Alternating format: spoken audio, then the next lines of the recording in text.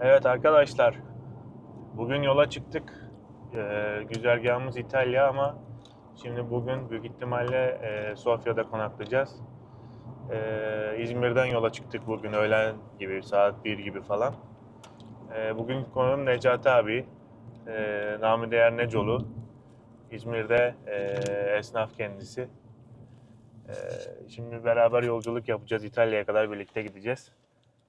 Yandı. Yandı, evet, yeşil yandı. Evet abi, sen neler söylemek istersin? Bu yolculuğu yaklaşık 10 gün önceden beri planlıyoruz. 10 gün iyimser oldu abi sanki biraz. Ee, yani Yani evet. evet gerçekten 10 gündür ama yani özellikle pazartesi günden beri her sabah yola çıkacağız diye. Kısmet bugünmüş. Hadi bakalım. Evet. Biraz Necati abinin hakkını teslim etmek lazım. Burada baya ben şeyi erteledim. Gitme tarihini. Çünkü Manisa'da işlerim vardı. Ben 4 aydır falan, 4,5 aydır Türkiye'deyim. Belli başlı işlerimden dolayı. Bugüne kısmetmiş. O da hatta bana serzenişte bulundu. Bugün de çıkmasak gelmeyecektim dedi. Öyleydi Ama valla. haklı vallahi. Çünkü abi bugün çıkıyoruz, abi bugün değil yarın, bugün değil yarın diye sonunda buraya geldik. Hatta ben hatırlıyorum Şubat ortası falan çıkacaktık. Aynen. Sen dedin benim hani bugün fuarda olmamla. İlk plan Ocak başıydı. Evet, Ocak başıydı.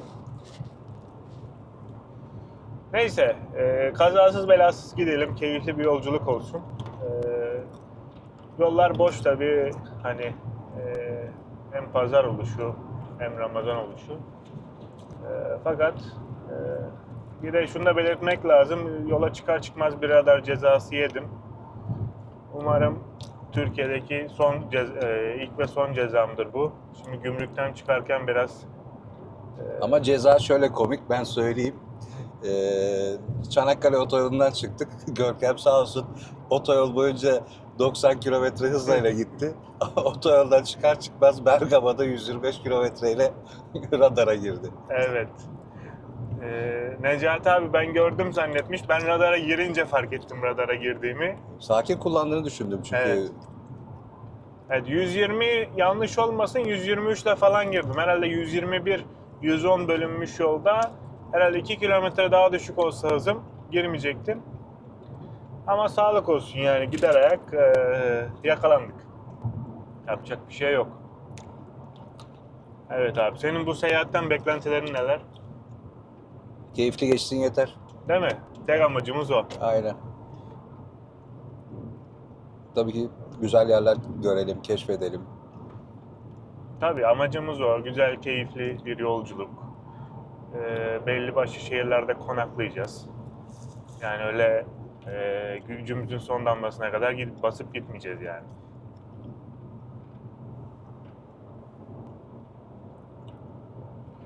Bu arada bu tabii İzmir Çanakkale tarafı otoban olmadığından bölünmüş yollardan devam ediyoruz.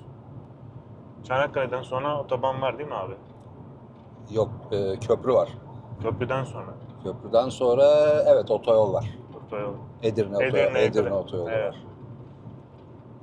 Klimayı açabilir miyiz biraz? Klimayı açalım, Tamam, doğru. aynen. Kapatmışız. Değişik bir hava var yani bir ara 19 dereceleri gösterdi araba. Şimdi yine bir sıcak oldu. Tabii arabada uzun süre seyahat edince sıcak geliyor. Sen abi en son Bulgaristan'da Bansko'ya mı gitmiştin? Geçen yıl evet Bansko'ya gitmiştik. Daha doğrusu rutin olarak aslında bayağı 2010 yılından beri gidiyoruz kızlarımla. Öyle mi? Aynen. Ya bu yıl şu Bolu faciasından dolayı psikolojik olarak bir yere gitme gereği duymadık. Evet. Yani normal olarak. Yoksa gene bir Bansko planı vardı yani.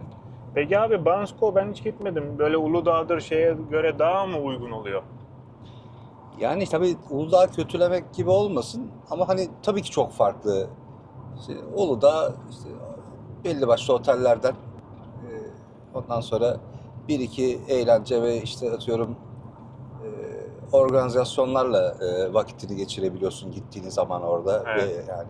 Ama Bansko öyle değil. Bansko yani hem gece hayatı hem gündüz o kayak pistleri olsun gayet keyifli bir yer yani. Evet yani işin maddiyatına vurursan da bana sorarsan e, Uludağ'da 2 gece yaşadığın bir bedele Bansko'da 5 gece yaşarsın yani. Anladım. O zaman bayağı hemen hemen 2 katı Aynen. diyebiliriz. Bu arada benim babam da abi kayak meraklısı. Çok bu sene Kars Sarıkamış'a gitti. Daha önce Uludağ'a gidiyordu şey. Bizim ailede nedense tek kayak yapmamış kişi benim. Annem yaptı, kardeşim yaptı. Ama çok zevkli olduğunu söylüyorlar. Çok. Yani bir kere hani eğer öyle bir kötü kaza bir şey yaşamadıysan, düşmediysen insanlar hani bunu severek yapıyorlar yani bu sporu. Çok becerebiliyorsan çok keyifli. Evet. Senin peki abi kayak mı snowboard mu? Kayak. Kayak. Ama tabii ki çok amatör. Evet. Sadece kayak o kadar. Evet. Kayakların üstünde durabiliyor. Öyle söyleyeyim. Güzel, güzel.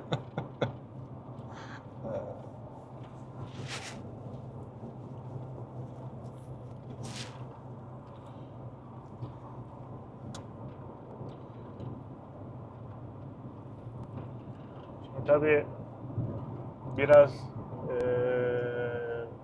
bu gurbet yolunu gidenler bilir. Bulgaristan olsun, Sırbistan olsun buralarda biraz gümrüklerde veya yollarda sıkıntı çıkarabiliyor polisler. Ama umarım sıkıntısız bir yolculuk olur. Hava güzel. Birkaç hafta önce çıksaydık tam karlı zaman ondan dolayı da biraz erteledik. Şubat sonuna doğru kar yağdı. Benim bundan önce Bansko'dan önce daha önce bir yaşadığım bir şey var, anlatayım istersen. Evet. Anlat tabii Yani abi, takipçiler de bu anılardan faydalansın. Trajikomik bir olay. Evet. Karadağ'da yaşayan bir arkadaşım vardı. Karadenizli bir arkadaşım. Aynı bir gün senin gibi böyle onunla 2022 senesiydi ya da 21 senesiydi. Pandeminin çıkışıydı böyle. İşte, Pandemi çıkmadan önce. Çıkışı. Pandemi Çıkışı. yani artık böyle yasaklar kalkmıştı. Çıktık İzmir'den Karadağ'a gidiyoruz. Hı hı. Gayet de keyifliydi. De o arkadaş o da orada yaşıyordu. İşte burada İzmir'den hani arabasına öyle bir eşya yüklemişti ki sadece ikimize oturacak yer vardı yani. Evet. Böyle başka bir yer yoktu. Düşün, evdeki ikinci el klimayı sökmüştü, arabanın üstüne bağlamıştı yani. Haliyle her sınır kapısından çıkarken sıkıntı yaşıyorduk. Ama hani öyle tabii yasa dışı bir şey olmadığı için bizde öyle çok umurumuz olmuyordu. Hani istedikleri kadar arabayı arasınlar, etsinler falan filan. İşte Bulgaristan sınırını geçtik. Kosova sınırını geçtik. Ondan sonra işte Arnavutluk sınırına geldiğimizde Arnavutluk gümrük polisi bizi hangara çekti. Yani arabayı öyle çok aşırı dolu görünce. Şimdi eşyalardan hani eşya konusuyla ilgili çok sıkıntımız yoktu ama şimdi arkadaşım yanına 25 bin euro bir para almış. Onu da bana söylememişti yani. Sonra bu para zaten öyle gizli saklı da değildi. Torpidoya koymuş. İşte kendince şey düşünmüş. Ya 15 bin euro yasal sınır olduğunu düşünmüş. İşte 2 kişiyiz. İşte yarısı Neco'nun, yarısı benim. Yani öyle bir sıkıntı olmayacağını düşünmüş. Ama tabii Arnavutluk polisi bunu böyle düşünmedi.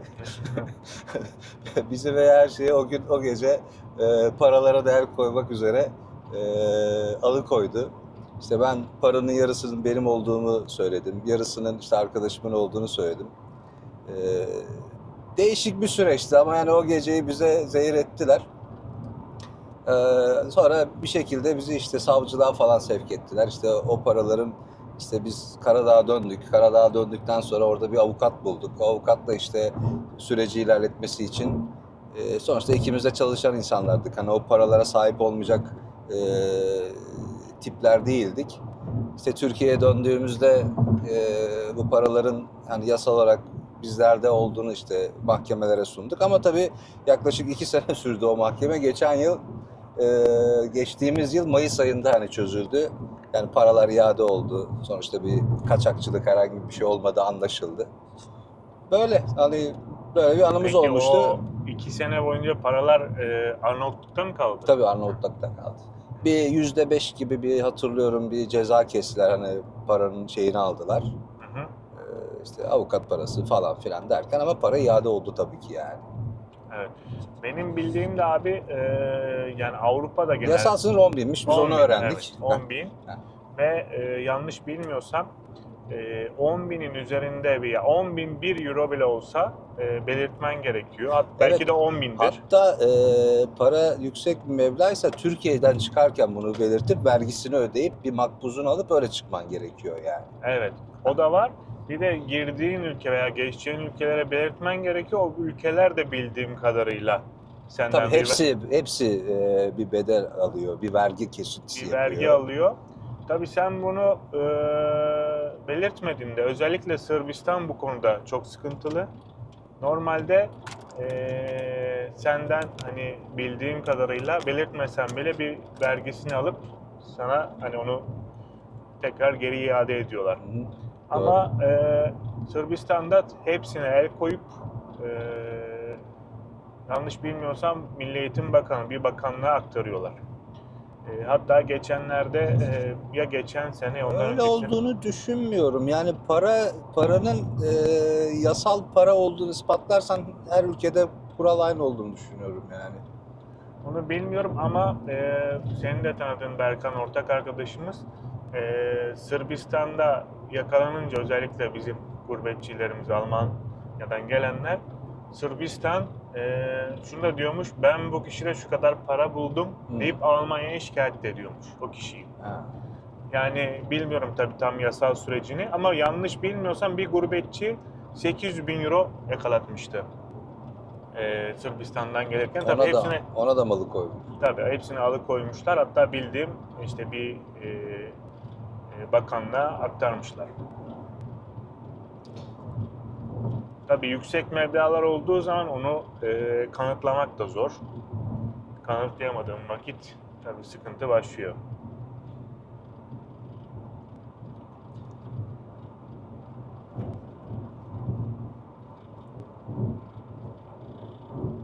Peki o Karadağ'daki dava abi Türkiye'de mi devam etti oradan? Yok,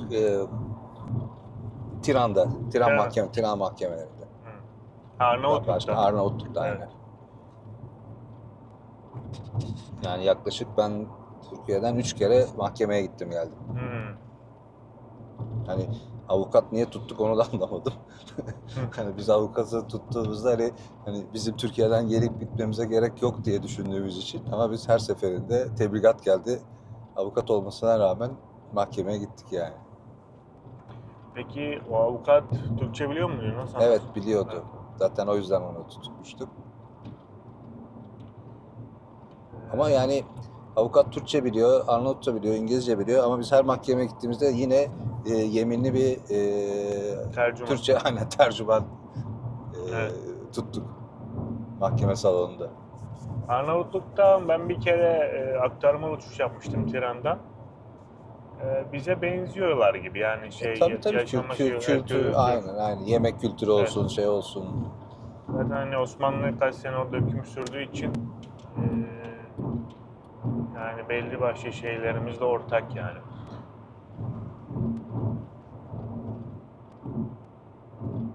Arnavutluk'la ilgili konuşacak çok şey var ama sohbetimiz oraya el vermiyor o yüzden. Ama yani güzel bir şehir. Evet. Yani Tiran Tiran, özellikle evet. aynen. Ve ucuz da diyorlar yani şey olarak. Valla ucuz mu değil. Değil mi? Değil. Yani alışveriş anlamında öyle bir alışveriş yapmadım ama hani gittiğimiz lokantalar olsun, restoranlar olsun o kadar hani ucuz değildi yani. Anladım. Ama güzel restoranları vardı merkezde. Evet, yemek Özellikle bir konusunda iki tane balık ben hani Tiran'da öyle bir balıkçıda oturabileceğimi düşünememiştim mesela yani. tabii Arnavutluk küçük bir ülke ama yani güzel değişik şeyleri var. Yani lezzet anlamında şey Bir de anlamında. orada yeni yeni kentsel yıllardan sonra kentsel dönüşüm başlamıştı mesela. Hani artık böyle eski binaları yıkıp e, ne bileyim bir katlı binaları 3 katlı binalar haline falan getirmeye çalışıyorlardı. Kentsel dönüşüm Aynen. dediğimiz. Hı hı. Bu polis acaba geçici radar mı? Büyük bir ihtimalle. Büyük ihtimalle. Şimdi Yeni Mahalle'ye geldik. Yeni Mahalle bildiğim kadarıyla Ankara'da da var abi. Var, Yani doğru. bizim bazı ilçe adlarımız birden fazla şehirde var. Sen az önce nereden geçiyorduk? Kadıköy var dedin. Kadıköy İzmir'den Ahmet Beyliğe giderken de var mesela yani. Evet. Bostancı gördüm bir tane daha önce. Ya bilmiyorum, böyle çok şehir işlerine girmedik ama buralar bizim yaşadığımız şehirlere göre daha bir sakin geldi abi. Yani İzmir'le zaten kıyas kabul etmez ama Manisa'ya ziyade de tabii tam ana yollardan geçiyoruz, böyle şehir işlerine girmiyoruz. Ya Balıkesir'de Edremit'ten geçtik. Ama işte geçtiğimiz yollar genelde yani yazlık bölgelerde. O yüzden bu mevsimde sakin olması normal. Doğru. Altınoluk'tan geçtik değil Evet, mi? Altınoluk, Edremit, Evet. Gömeç, Ayvalık. Ve yollar yani güzel, deniz kenarında da güzel bir manzarası var. Tabii o taraflarda daha yayın açamamıştık. Yani keyifli aslında. Yazın buraları güzel olur diye düşünüyorum. Yanlış bilmiyorsam Çanakkale'de de bir kordon gibi bir yer varmış. Aynı İzmir'deki gibi kordon diye geçiyormuş ismi. Doğru. Keyiflidir sahili oranın da. Sadece çok rüzgar aldığını söylüyorlar yani o sahil kısmının. O bir sıkıntısı varmış ama onun haricinde. Ya ben Çanakkale'ye abi ilkokul, yanlış olmasın, 4. sınıfta gitmiştim. O zamanlar işte bu Çanakkale abidesi, işte Conk Bayırı, Kurtuluş Savaşı'nda, Birinci Dünya Savaşı'nda geçen mevzileri gezdik. Gerçekten o anlamda önemli, değerli bir yer. Daha sonra bir daha geldim mi, yanlış olmasın, gelmedim. Şu an zaten dinleyicilerin göremeyecek ama sol taraf işte Çanakkale şehitliğin olduğu taraflar hafiften böyle görünmeye başladı. Çanakkale'yi ben şöyle, burada uzun süre kaldım. 90'lı yıllarda 18 Mart Üniversitesi bu yukarıda tepede yeni bir Evet. şantiyeci olduğumuz için biz oranın genel alanda işlerini yapmıştık. Yani bayağı bir 2 sene kadar ben Çanakkale'de yaşadım diyebilirim. Yani o yıllara tabii o 90'lı yıllarla bu yıllar arasında alaka yok ama keyifliydi. Ben şu benim çok dikkatimi çekti. Çanakkale'de böyle açık bir havada akşam yıldızlara elinizle dokunabilecek gibisiniz yani. Özellikle bizim bu üniversitenin olduğu, kampüsün olduğu yer belki biraz daha yüksek bir yerde olduğu için öyle hissiyatı verdi ama gerçekten öyleydi ama yani. Evet. Bir de ben İzmir'de yaşamama rağmen hani sardalya çok güzel sardalya derler ama Çeşme sardalyası, ama Çanakkale'nin üstüne sardalya tanımam mesela. O konuda da iyiler diyorsun. Aynen. Zaten abi senin sektörde de Çanakkale'nin, yani tam senin sektör olmasa da önemli yeri var yani. Var. Çanakkale firmaları burada. Ben onların içinde de vardım. Hani ben dediğin senin Çanakkale Seramik Fabrikaları. Evet. Ha, Çan'da onlar. Orada da uzun süre fabrikanın bizzat kendi işlerini falan yaptım mesela orada ben. Evet. Çalıştık fabrikanın içerisinde. Evet arkadaşlar, burada biraz deniz manzarası var. Biraz çevireyim kamerayı. Bilmiyorum görebiliyor musunuz? Ama güzel gözüküyor şu an.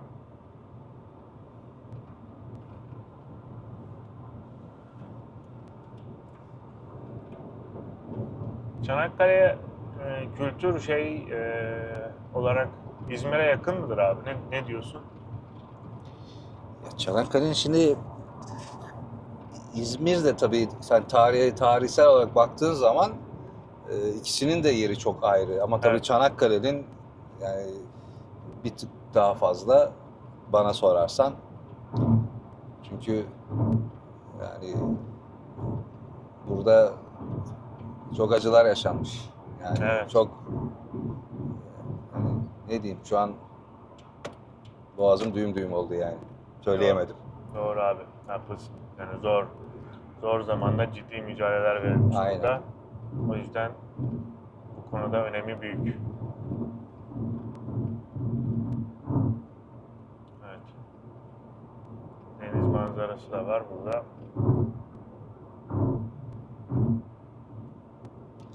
Çanakkale'ye girdik sayılır zaten. Ama biz tabii içinden geçmeyeceğiz. Yeni yapılan köprüye doğru yol alacağız. Ya da Lapseki'den feribotla mı geçsek? Lapseki'den bilmiyorum oluyor mu abi? Bandırma tarafından bir Tekirdağ'a doğru bir feribot var ama. Yok. Burada hemen Çanakkale'nin çıkışında aslında şeyde de var. Hemen merkezde de var ufak. Hı. 10-15 araçlık. Ama bir de Lapseki'den büyük bizim şeydeki gibi Bostanlı diyorum Üçkuyular feribot Anladım. ya da işte senin Bandırma feribotları gibi Lapseki'de daha büyük feribotlar var yani.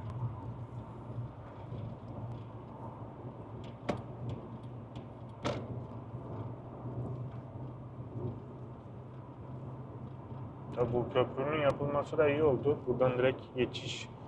Öteki türlü Ben o köprünün ilk altından geçtim. altından mı? Evet. Altından Şu derken anki, feribot. şu anki tane tekneyi İstanbul'dan İzmir'e götürürken Evet. tekneyle o köprünün altından geçtim yani. Ha, evet. Evet arkadaşlar, Necati abinin çok niş zevkleri var. Tekne, karavan sahibi kendisi. O yüzden altından geçtim derken ben bir açıklama yapma gereği hissettim. Nasıl altından geçtin, şimdi yüzerek mi geçtin, feribotla mı geçtin falan diye düşünenler olabilir.